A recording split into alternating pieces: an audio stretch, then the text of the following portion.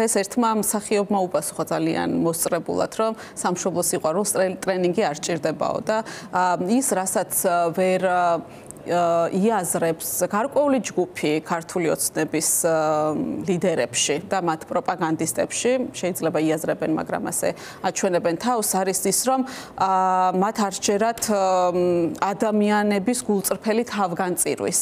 მათ არ სჯერათ, რომ იქ ადამიანები საკუთარი ჯანმრთელობის, საკუთარი თავისუფლების, ერთადერთი შემოსავლის წყაროს და სხვა, ესე ვთქვათ, მსხვერპლის ფასად მაინც გადიან საჯაროდ დგანან და აპროტესტებენ და იცავენ საკუთარ რწმენას, საკუთარ ღირებულებებს და საკუთარი რწმენით ამ ქვეყნის მომავალს. ხო, აი ამის გულწრფელობის არ ჯერა. მე მაგალითად, არ ვიცი, მე მაგალითად მჯერა, რომ მათ მომხრეებში არიან გულწრფელი ადამიანები და არასდროს არ გვითქვამს, რომ ქართული ოცნების მომხრეებს რუსეთი ატრენინგებს და პუტინი უხდის ყველას ფულს, ხო? ანუ ისინი როგორც უყურებენ, თქვათ, მათგან განსხვავებულ ადამიანებს.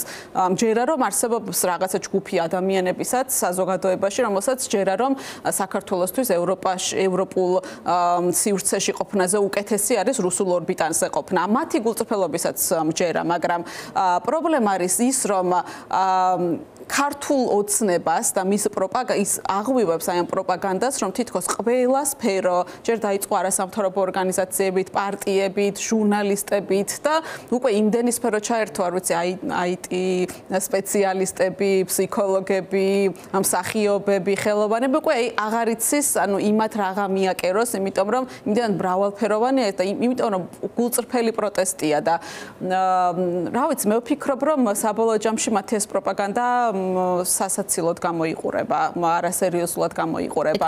თქვენი მოლოდინი როგორია? ეს რაღაცა ხა არის გავრცელებული ასეთი მოსაზრება, რომ ყველაფერი ერთად, რაც დაუგროვდა ქართულ ოცნებას საკუთარი მოქალაქეებისგან, პლუს სანქციების სახით, რომელიც სავარაუდოდ კიდევ უფრო მეტად გაძლიერდება, ეს პროცესი წნეხი იქნება ორივე მხრიდან, ეს პროცესი რაღაც ფინალისკენ მიდის გაზაფხულისკენ. გაზაფხული მალეა. სამთვიანია, მაგრამ ყველაზე გვიანი უნდა იყოს რამდენიმე თვეში, ხომ ფინალი. თქვენი მოლოდინი როგორია?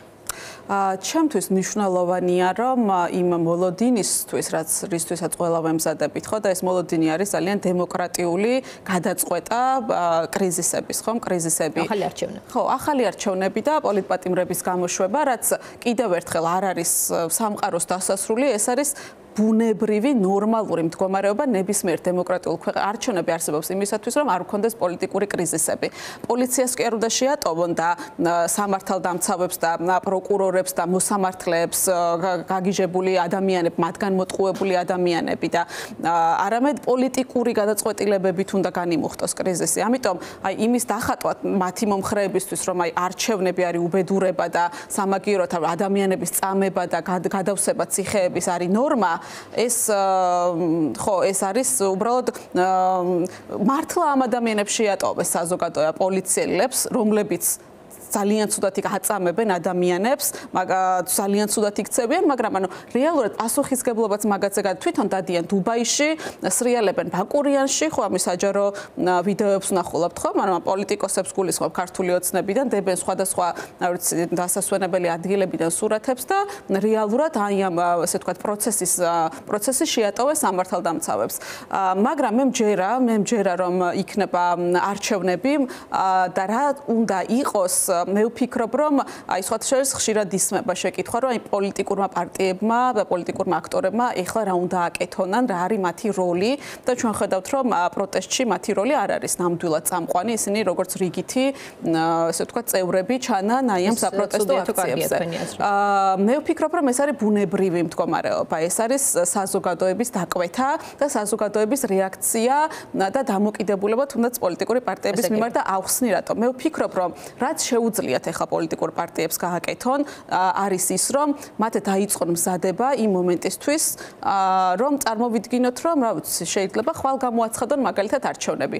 არის პოლიტიკური სპექტრი ამისთვის მზად. პირველ რიგში გულისხმობ იმას, რომ საზოგადოების დაკვეთაა, რომ პარტიებმა დაიცვან ხალხის ხმები. და მე ვფიქრობ, რომ რასაც პარტიები ახლა უნდა აკეთებდნენ, არის ის, რომ მიდიოდეს მუშაობა, ან დაიწყონ მუშაობა იმისათვის, როგორ დაიცვან მომავალ არჩევნებზე, რასაც ეს ხალხი საკუთარი სისხლით, თავგანწირვით და თავისუფლების ფასად ითხოვს, როგორ დაიცვან ამ ადამიანების ხმები მომავალ არჩევნებზე. ვინ იქნება, აიღონ ის თითოეული უბანი, 3000-ზე მეტი უბანი და გადაინაწილონ ისე, რომ თითო პარტიას, ვისაც ექნება პრეტენზია, რომ არჩევნებში მიიღოს მონაწილეობა, ერთი ადამიანი მაინც ყავდეს თითო უბანზე, რომელიც დაიცავს კბილებამდე და ბოლომდე ადამიანების არჩევას. რაშიც დეფიციტობა შეინიშნებოდა ბოლო რაშიც დეფიციტი შეინიშნებოდა ბოლო არჩევნებში. არჩევნებმა ეს ხატყო და სამოქალაქო დაკვირვება არ არის ამისთვის მხოლოდ საკმარისი. არ არის და მე ვფიქრობ, რომ ეს იყო ის, რასაც დააკლო პარტიებმა, ოღონდ ეს შეიძლება იყოს ობიექტური გარემოებაც, მაგრამ კიდევ ერთხელ იმდენად ამაზე გწუზადარი დასაწყები. ხო, როგორც უნდა ისე გავიდნენ რა კონფიგურაციით და ასე შემდგომ, მაგრამ თუ ვინმე გადაწყვეტს, რომ არჩევნებში მიიღოს მონაწილეობა, მაშინ მან უნდა უზრუნველყოს, რომ თუნდაც მისი ხმების დასაცავად ერთი სანდო ადამიანი უბანზე, ან უბნის მერე შემდეგ მეთოდოლოგია შეიძლება გაიშალოს, მაგრამ უბანში და უბნის პერიმეტრზე მაინც ერთი ადამიანი უნდა ყავდეთ, ვისაც ბოლომდე იდობიან.